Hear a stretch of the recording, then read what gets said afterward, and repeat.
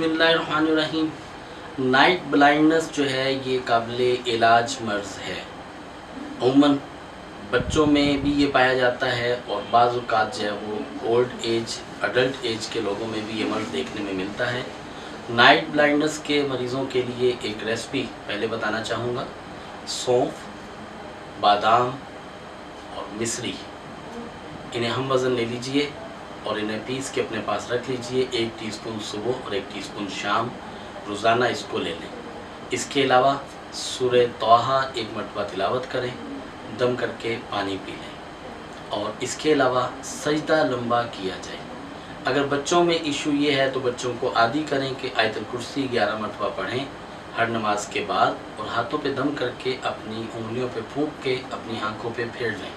इससे इंशाअल्लाह अज़ीज़ night blindness का इशू सॉल्व हो जाएगा और ये इशू बेहतर होने लगेगा।